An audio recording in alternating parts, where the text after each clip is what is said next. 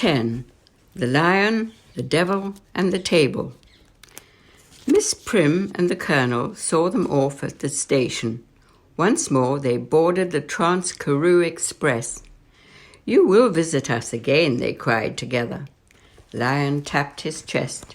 "Here I visit you very often. Many times in my dreams I come, no?" "What a charming creature," cried Miss Prim, kissing him through the compartment window on the nose. Lion looked pleased. He liked Miss Prim. She had called him a gentleman. Then they were waving goodbye again, to good friends, until the train rounded a bend and they were lost from view. "I'm glad we stopped," said Crawler. "Good," said Hare. "I shall send them both a card when we get to Cape Town." The three companions settled back to enjoy the last stage of their train journey. The scenery was breathtaking. The train wound its way along the sides of steep mountains, where small, lush settlements could be seen in the valleys, vineyards and orchards in a green belt along the rivers, which tumbled over boulders and formed beaches of fine white sand, where cicadas strummed and sang in the thick bushes, lending to a sharp air to the lazy warmth of the day. "Paradise," sighed Crawler. "Space," cried Lion. "Peace," groaned Hare. Crawler took out a map and spread it out on the seat. "We are in the Hex River Pass. A hex is a witch. I hope there isn't one of those about. If there was, it would be an African one, a witch doctress, all feathers and paint, mumbling over a three-legged pot of a strange brew and throwing the bones to tell the future." "Where is Lion?" Lion had disappeared. He had crawled under the seat to hide, and just the tip of his tail could be seen twitching nervously. "No like hex," growled Lion, but he stayed there until the train stopped at Worcester. Then came a long stretch, which almost took them in a circle to Wellington, and after that they knew that they would very soon be in Cape Town. They leaned from the windows, wanting to be the first to catch sight of the famous Table Mountain, with her two attendant peaks of Devil's Peak and Lion's Head. They had several false alarms, as the area had many imposing mountains, hung with thick billowing cloud, until finally they saw the outline they had been searching for, complete with snowy tablecloth. They had arrived. "This must be the most beautiful bay in the world," cried Hare. "What about my Napoli?" shouted Lion, and nudged Crawler to pick up his suitcase, because he had become quite speechless with admiration and appeared to be in a trance. The train pulled into a very modern station, and the three of them found a taxi driven by an old Italian, who drove them to their elegant hotel in Rondebosch, where they were shown to their rooms by a porter in a white coat trimmed in scarlet. Miss Prim had recommended them to this hotel, and she had certainly chosen well. After tea, on a wide, cool veranda overlooking a sky-blue swimming pool set in a green lawn and surrounded by old oak trees, Hare set out to hire a small car for their use, while Crawler and Lion slept until his return. That evening they visited Devil's Peak, set in a forest of pine trees.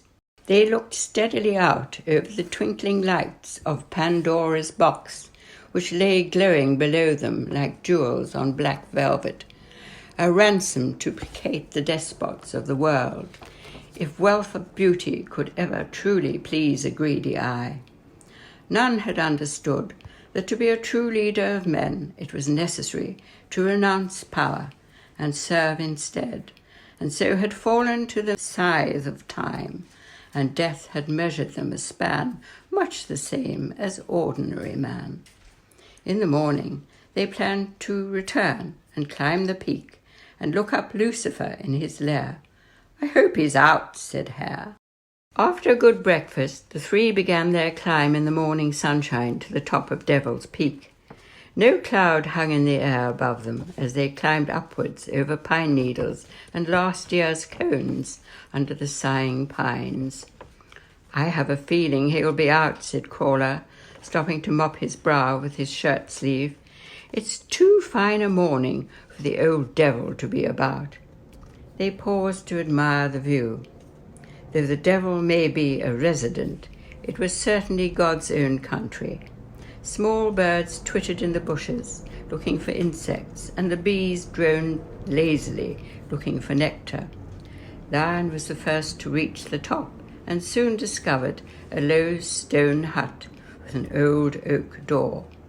It had a rusty iron knocker, but no bell, and hanging on the handle was a notice which simply said, "Gone fishing, back later." Hare sighed with relief. "Now I can enjoy the rest of my walk." "I don't think much of his residence, but it certainly has a splendid view," said Crawler, sitting down on a rock and gazing out to sea. "I don't suppose he appreciates callers. There's no welcome mat."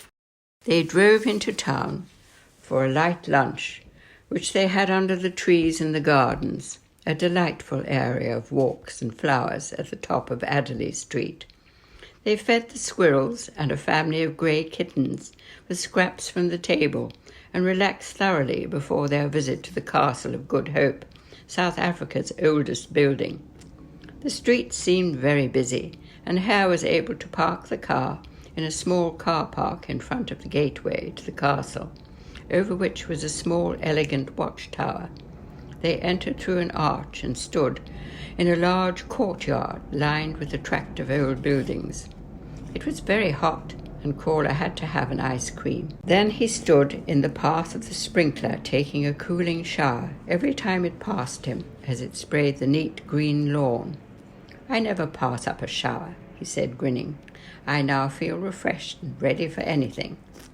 They entered the main building, called the Cat, up elegant curved steps under fluted wooden columns which supported an elegant balcony. The interior was cool and dark, housing many historic pieces of furniture, glassware and paintings, and a pipe which looked very much like the pipe old Lucifer had been smoking so recently. "That reminds me to get down to some urgent planning concerning Mr. Lucifer," said Hare. "You are not to do anything rash," said Crawler, who sounded quite concerned for Hare. Lion wished to visit the docks. He was feeling homesick and was hoping to see a small cargo vessel which might be persuaded to carry him back to Naples. They left the car and walked through the gates of Duncan Dock, looking for shipping and signs of life. They could see some tankers and a small tug wandering about, like a small sheepdog looking for a ewe to herd, and finding none, slinking by apologetically. "Toot, toot!" She gave a friendly call, and the animals waved back. "It's very quiet," said Hare. Gone were the great liners who used to lie along the quay, nose to tail. Gone the crews of smart white uniforms running up and down the stairs. Gone the bustle of loading cranes, narrowly missing heads with swinging veils. Gone the banter and the brightly skirted girls agog with life, with sailors and the ships that carried them to sea.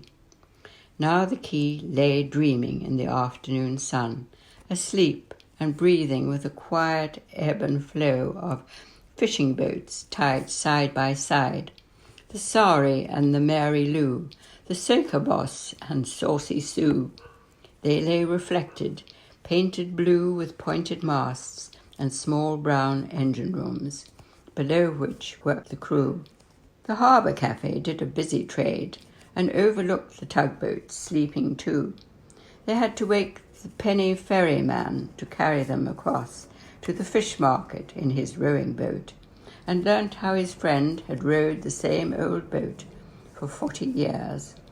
But now the price was 6 cents for a ride. Penny rides, like penny lollipops, were something from the past and never would return, alas. They had a look at the clock tower, which in 1883 had been the port captain's office. later to become Admiral Chichester's office during the South African War of 1899. Later still, it was used as a clubroom for the Royal Cape Yacht Club, but was now a museum used to provide a reminder of ships once famous in Table Bay. When they returned, they walked out along the breakwater, turning to look back at the wonderful view of the quiet city overlooked by a lion, a devil, and a table. They had to shelter from the wind behind the great concrete blocks piled high against the sea and huddled together to devise a plan.